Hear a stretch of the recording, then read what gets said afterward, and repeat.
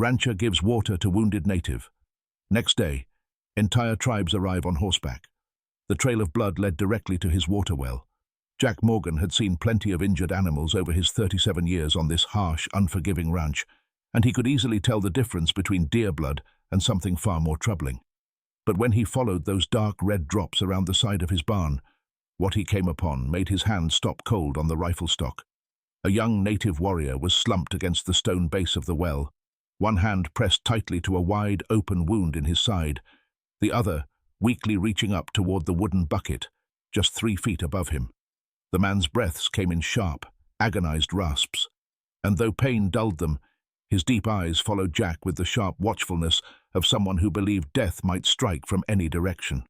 It was the year 1847, the kind of time when spotting an Indian on your land could mean just one thing: serious trouble, the kind of trouble that might leave a man scalped in the night or his home reduced to ash. Every rancher within 50 miles would give the same advice: shoot the savage in the head and bury him deep where no one would ever stumble across the remains. Jack raised his rifle, finger hovering over the trigger. It was the logical choice, the safe choice, the one everyone would expect. But something in those dark eyes froze him. It wasn't only pain he saw, it was the same parched desperation he had felt during the drought back in Orphan, when he'd gone 3 days without a drop to drink and had believed death was closing in. That same raw thirst, a need that went beyond skin color, language, or what side of history a man was born on. The Indian tried to speak. His lips were split and bleeding, but a faint whisper escaped. Water. Jack lowered the rifle and grabbed the bucket. His neighbors would call him a fool. His brother back east would say he'd lost his mind to the loneliness of frontier life. Maybe they'd be right. But as he crouched by the wounded man and brought the rim to his mouth, watching him drink like someone pulled from the edge of death, Jack knew with certainty this moment was going to change both of their lives. What Jack didn't know was that this wasn't just any member of the nearby tribes, and what happened next would draw more riders to his land than he'd seen in all his years here.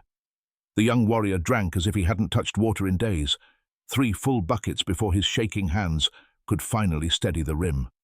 Jack watched every swallow, his mind racing with the consequences of what he'd just done. In this territory, showing mercy to an Indian was about as good as signing your own death sentence. But as color slowly returned to the man's face, Jack saw something that made his blood chill. That wound, it wasn't caused by any animal or misfired arrow. It was a bullet wound, fresh, still bleeding, and judging by the burn marks and entry angle, the shot was fired at close range. Very recent, which meant whoever pulled the trigger might still be hunting him, might be following the same blood trail that ended at Jack's doorstep, might already be riding this way, armed and with questions Jack couldn't answer. The Indian seemed to recognize the fear. With effort he raised a trembling hand, pointed to the horizon, then drew a finger across his throat. His meaning was clear. Danger was close. Jack's heartbeat pounded in his chest. Every instinct told him to haul the wounded man somewhere hidden, erase the evidence, and act like this never happened. But the stranger couldn't even sit upright without pain. Moving him might kill him outright. Leaving him there was just inviting death for both. Then Jack heard it. The sound that had kept him alive through 12 hard years on the frontier. Hooves. Several. Horses, charging fast and direct, heading for his property. The Indian heard them too. His eyes widened with real fear, and he tried to shrink himself tighter against the well, as if he could disappear into the stone. Blood welled again from his wound as his fingers pressed against it. Jack snatched up the bucket and tried to wash away the blood trail, working as fast as he could. But there wasn't enough time. The riders would be here in moments, maybe less. He looked down at the injured man, the unexpected stranger who'd upended his entire world in just a few hours. A man whose mere presence could get them both killed. But in the Indian's eyes, Jack saw something he'd never noticed before in a native face. Genuine, human gratitude. The hoofbeats were louder now. Close. Jack counted them. 5 horses. Maybe 6 riders. Maybe more. All of them closing in fast. Their horses pounding the earth in a hard gallop that clearly said they weren't arriving with friendly intentions. Jack made his decision in that instant, fully aware it could be the last one he ever made. He couldn't carry the injured man, but he could try to hide him. The old root cellar behind the barn, if they could reach it in time. But just as Jack bent down to lift him, the warrior's hand clamped tightly around his wrist, stronger than expected, and he slowly shook his head. Then he did something that sent a chill racing down Jack's spine. He smiled, but it wasn't the smile of a man thankful to be saved. It was the expression of someone who already knew exactly who was coming over that hill. They crested the ridge like a storm on the horizon, 6 riders thundering in formation, a wall of dust swirling behind them, sunlight glinting off polished rifles. Jack recognized the lead rider right away, Marshal Dixon Webb, a name that struck fear long before the man ever arrived. Webb had a reputation built on blood and violence that stretched from this edge of the frontier all the way to Santa Fe. He was a lawman who didn't wait for explanations. He fired first and sorted out the rest later, especially when it came to anything involving Indians. The type to mount scalps on his saddle horn and call it justice. The kind of man who'd burn a ranch and everyone in it to the ground if he suspected them of hiding fugitives. Jack stepped in front of the well, positioning himself to block the Indian from sight, trying to look like a man concerned with nothing more than a busted fence post. His mouth felt like cotton, dry and scratchy. Webb reined in his horse just 10 feet away, close enough for Jack to see the cold, methodical calculation in the man's icy blue eyes. The rest of the posse fanned out, forming a half circle, each one with a hand resting casually on a holstered weapon. This wasn't a social visit. "Afternoon, Morgan," Webb said, his voice laid back and slow, the voice of a man used to being in control. "We're tracking a wounded Indian. Trail of blood led us right to your spread." Jack felt sweat gathering at his brow, despite the chill of the late afternoon. "Ain't seen any Indians, Marshal. Been fixing up the south fence all day." Webb's gaze swept the ranch like a hawk scanning for prey. Nothing escaped him. That's what made him so dangerous. His eyes paused on the dark streaks near the well, and Jack felt his gut twist. "That so?" Webb asked as he slid down from his horse, every movement deliberate and menacing. "'Cause that sure looks like blood to me. Fresh. And unless you've taken to slaughtering cattle next to your water supply, I'd say someone's been here recently." Behind Jack, just beyond the stone edge of the well, the wounded man lay unmoving, but Jack could feel the heat of his tension like standing too close to a fire. One sound, one slip, and it'd all be over. Webb stepped closer, 3 paces, his hand now fully resting on his gun. "You know what they hang folks for these days, don't you, Morgan?" he said, his voice flat. "Sheltering Indian fugitives, same as treason. Rope around the neck until you stop kicking." The words hung heavy in the silence, like the final lines of a death sentence. Every muscle in Jack's body coiled, ready to break, either to run or to fight, though neither would do him any good. Webb was too close now. Any sudden movement and the Indian would be exposed. Then bullets would fly. But then something happened that Jack couldn't have imagined.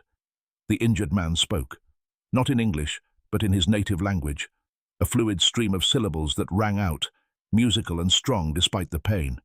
And suddenly, Marshal Webb stopped, mid-step, mid-breath, frozen like he'd been struck by lightning. The color drained from his face like blood from a wound. His hand dropped from his weapon. His mouth opened slightly, closed again. Then finally he gasped, "Dear God, it's you." The rest of the riders dismounted immediately, their guns forgotten. Their faces twisted into something Jack didn't expect. Shock, and something else. Not fear of an enemy, but the dread of realizing they'd just made a catastrophic mistake. Webb turned to Jack slowly, his face now pale as snow. "Do you have any idea who you've been helping?" Jack stared back, his thoughts spinning, trying to make sense of what he was seeing. In 12 years of living on the edge of nowhere, he'd never seen Dixon Webb show an ounce of fear. Not toward men, not wild beasts, not even the Apache raiding parties that had turned 3 towns into cinders just last summer. But now, Webb looked like a man who'd just seen a ghost. The Indian spoke again, this time in crisp, fluent English. His tone held a power that seemed to shake the dust off the ground, as if the land itself listened. "Tell him who I am, Marshal," he said. "Tell him why you chased me this far." Webb's Adam's apple rose and fell as he tried to swallow. When he finally found his voice, it cracked like dry wood. "Teenagers," Webb muttered, almost to himself. "This is Ayana, son of Chief Takakota of the Northern Apache." He paused, jaw tightening. He's the same one who brokered the peace agreement with Fort Richardson last spring. Jack felt as though the earth had shifted beneath him. The peace treaty? The very one that had ended 3 years of savage conflict between settlers and the Apache. The treaty that had spared countless lives on both sides. The one that made it safe again for families to build homes in this land without fearing raids in the dead of night. And Jack had just given water to the man responsible for all of that. But if Ayana was a peacemaker, why was he fleeing with a bullet wound? There was an ambush, Ayana said, his chest still heaving with effort, though his words came steadier with each breath. 3 days ago, I was meeting with Colonel Morrison about expanding the treaty, bringing the Southern Territories into it. But Morrison had other intentions. Webb's face went from ashen to nearly colorless. Colonel Morrison is dead, he said. Shot in the back during what we were told was an Indian attack. 3 days ago. You're wanted for his murder. That's exactly what they want you to believe, Ayana said, bracing himself more upright against the well wall. Morrison wasn't killed by my people. He was murdered by men dressed in war paint, speaking just enough Apache to fool the witnesses, men who knew exactly when and where we would meet. The weight of what Ayana said hit Jack like a fist to the chest. Someone had planned Morrison's death to frame Ayana. Someone who wanted the treaty shattered. Someone who wanted war again. Who? Webb asked, though his voice had lost its bite. The look on his face said he already had a pretty good idea. Ayana's dark eyes went sharp and cold. The same men selling rifles to rogue tribes. The same men getting rich off bloodshed. The ones who sent you after me instead of chasing the true killers. Webb stepped back, his hand drifting instinctively toward his pistol, then hesitating mid-motion. You're accusing people in the territorial government of treason, he said slowly. That's a dangerous claim. They're just accusations for now, Ayana replied, calm and composed, though pain still lined his face. Which is why they need me dead before I reach the Apache Council tomorrow.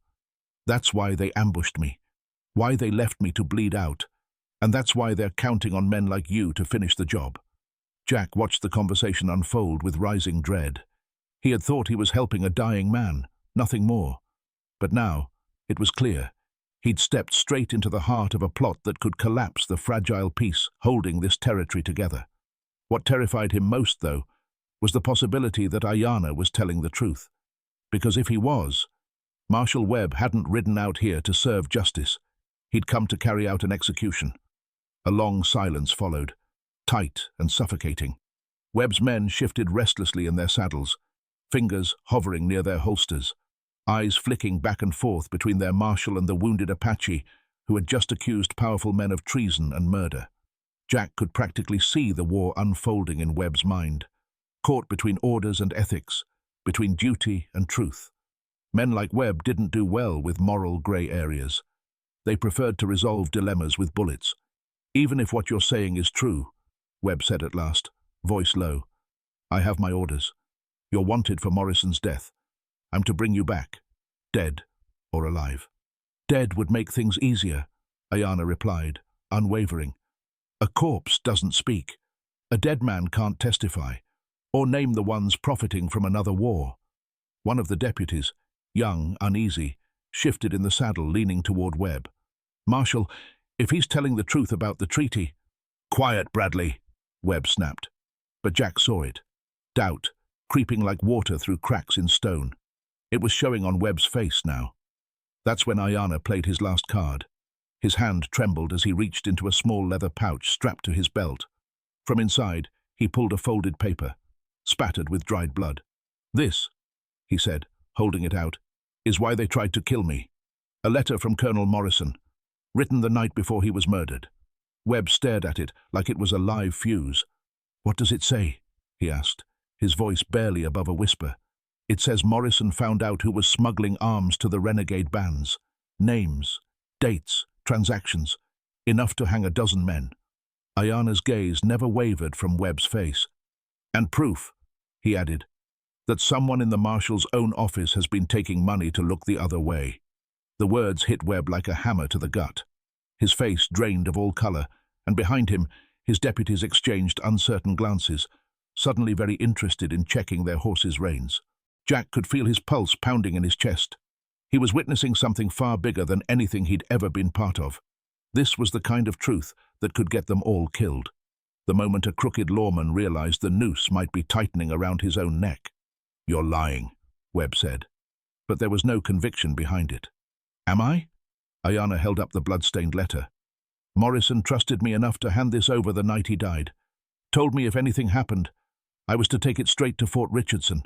Said it was protection." Webb stepped forward, hand tightening around the grip of his pistol. "Hand it over. So you can burn it." Ayanna shook his head. "No, Marshal, but I'll offer you a deal. Let me live long enough to reach the Apache Council tomorrow, and I'll see to it that your name stays out of this when the truth finally surfaces." His words lingered in the air like the smoke from a just-fired gun. Jack could see Webb calculating, playing out every possible outcome in his head, trying to figure which move gave him the best chance at survival. But it wasn't Webb who made the next move. Deputy Bradley dismounted, slowly approaching the well, both hands raised in peace. "Marshal," he said quietly, "I've been thinking. Remember that load of rifles that went missing 3 months back? The ones they said were stolen by Apaches?" Webb's eyes narrowed. "Yeah. What of it?" "I saw those same rifles, Marshal. 2 weeks later, in the hands of settlers heading south." Bradley's young face flushed. Fear, guilt, maybe courage. Made me wonder who was really doing the stealing. That single admission cracked something open. The other deputies exchanged looks, some nodding, some suddenly remembering little things that hadn't added up before.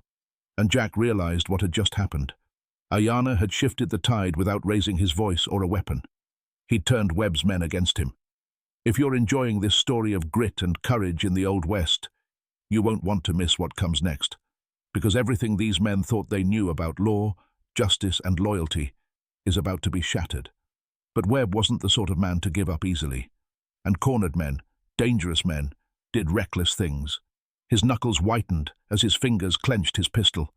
A trapped animal, Jack thought, is always at its deadliest. He saw it, that exact second when the marshal decided bullets were simpler than truth. "You're all fools," Webb spat, the last mask of civility falling away. "You think the word of a savage means anything next to mine? You think anyone's going to listen to a dead Apache and a bunch of backstabbing deputies?" The others shifted instinctively, their hands sliding toward their weapons. But uncertainty was all over their faces, years of loyalty at war with the growing suspicion they'd been following the wrong man. Ayanna pulled himself up, leaning against the stone well, blood leaking between his fingers, but his voice was calm and unwavering. "The truth doesn't care who speaks it, Marshal. It exists whether you like it or not." Webb sneered. "The truth is you murdered a U.S. Army officer, and I plan to collect the bounty on your head." In one practiced motion, he drew his pistol and aimed it at Ayanna. But before he could fire, Deputy Bradley stepped directly into the line of sight, his own gun raised. "Stand down, Marshal!" The words rang out like thunder over the ranch, and then 4 more deputies followed Bradley's lead, weapons now trained on the very man who had led them here. Only one didn't move. Hawkins, an older deputy with hard eyes and a face that looked carved from stone, loyal to Webb to the bitter end. "You're making a huge mistake, boys," Webb said, sweat now glistening on his brow. "One that'll cost you your badges, maybe your lives." "Maybe," Bradley replied, "but I've made enough mistakes following your orders. I'm not making any more." Jack watched, heart pounding, as the ranch turned into a standoff. 6 armed men, all thinking they were on the side of justice, all a single heartbeat away from turning this into a bloodbath. This was how range wars started, how good men died for bad causes. And that's when Ayanna did something no one expected. He began to sing. Not in English, but in Apache. A low, resonant melody that felt as though it came from the earth itself. A song older than any of them, full of sorrow and strength, of sacrifice and brotherhood, of warriors standing together against the dark. The effect was immediate and powerful. The deputies' guns wavered slightly. They didn't understand the words, but they felt them. Even Webb seemed momentarily stunned, caught in the haunting rhythm of the chant. But while they were listening, Ayanna was doing something else. He was calling. To his people, the song wasn't just music. It was a signal, a coded call carried on the evening breeze, meant for ears trained to hear it. Jack realized this with a chill like ice sliding down his spine. Ayana wasn't merely singing, he was summoning. The melody faded, and a heavy silence settled over the ranch like a suffocating fog. But in that silence, Jack heard something that made his heart lurch.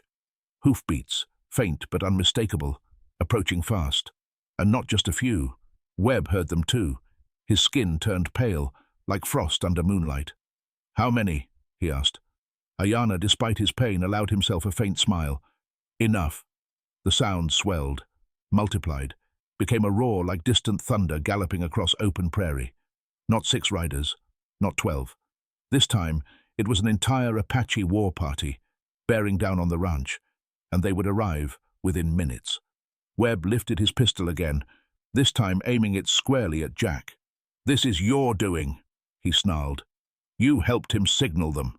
"I gave water to a dying man," Jack answered, surprised at how steady his voice sounded. "Same as I would for any wounded soul on my land."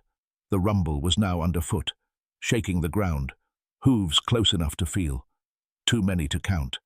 And in that moment, Webb finally grasped what Ayana had been orchestrating all along.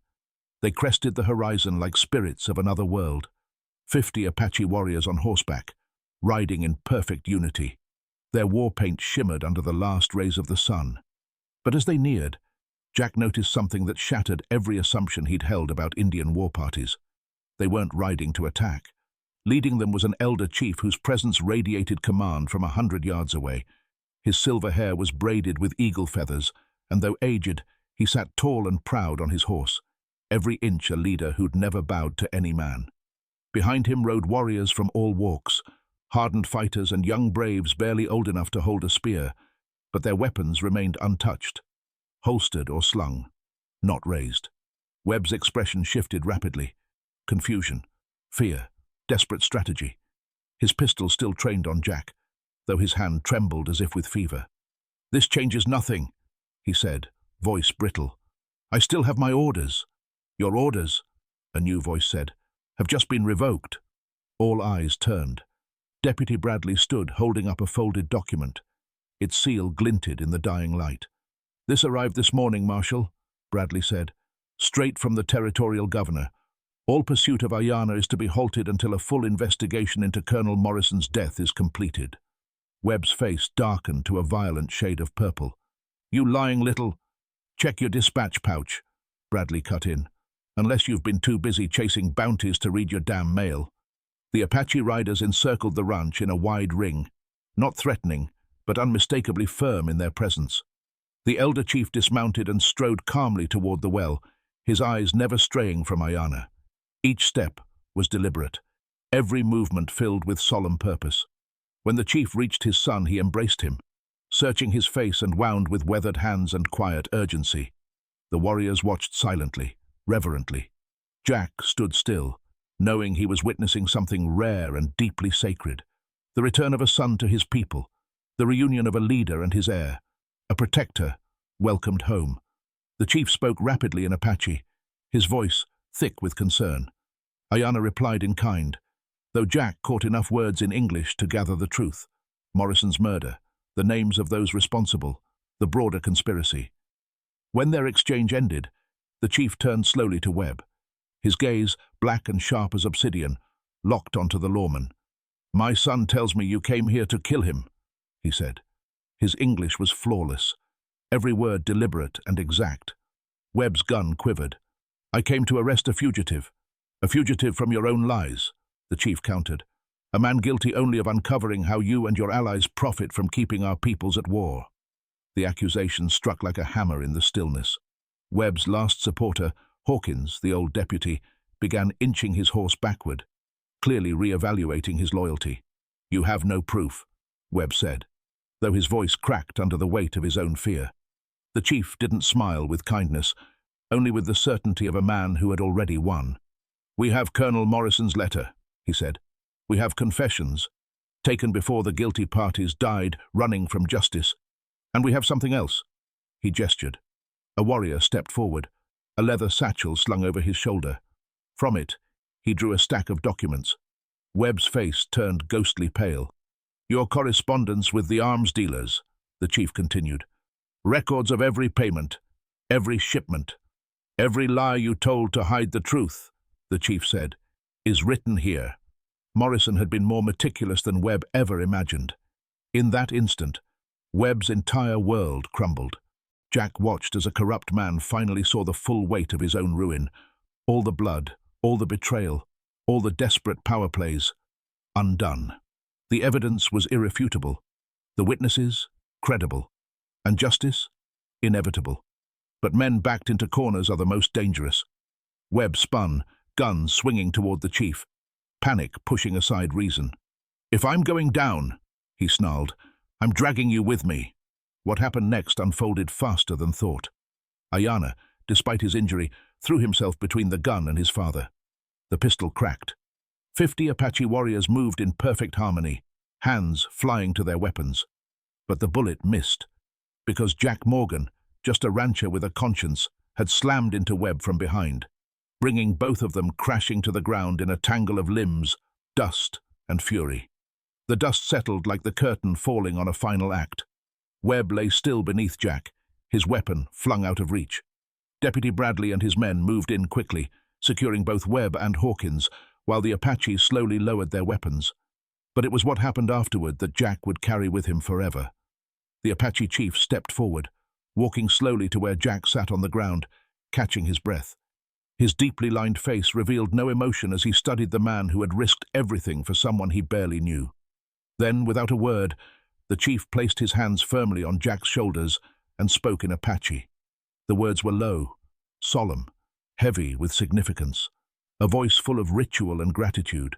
Ayana, standing nearby, translated, his voice unsteady with emotion. He says, "You are now a brother to our people. What you did today, showing compassion to an enemy, risking your life for what is right, choosing bravery when fear would have been easier, these are the acts of a true warrior."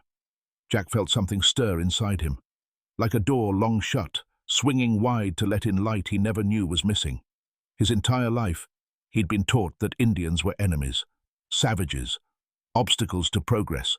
But in the eyes of this ancient leader, he saw something else: wisdom, dignity, respect, the kind he'd never even received from his own kind. Then came the ceremony, unlike anything he had ever experienced. One by one, the Apache dismounted, forming a silent ring around him. Each warrior stepped forward, touched Jack's hand, not a handshake, but a gesture of deeper meaning. Recognition, brotherhood that crossed lines of skin and language and history. When the last warrior had passed, the chief returned, holding a gift. It stole Jack's breath. A war lance, adorned with eagle feathers and beads, the wood smooth from generations of hands. "This belonged to my grandfather," the chief said, "and his grandfather before him. No one outside our people has ever carried it. Until now." As the sun dipped below the western hills, painting the sky in crimson and gold, the Apache prepared to leave. Ayana's wounds had been treated by the tribal healer. Though weak, he would survive, and he would live to see the peace treaty upheld and the real conspirators brought to account. Before mounting up, Ayana grasped Jack's hand one final time. "You didn't just save my life today, brother. You saved the fragile peace between our peoples." "I just gave a thirsty man some water," Jack replied. Ayana smiled. "Sometimes, that's enough to change the world." Exactly 24 hours later, just as the tale promised, the Apache were gone. But they didn't leave empty-handed. They left behind something priceless. Proof that in a world fueled by hate and fear, simple human kindness could still perform miracles.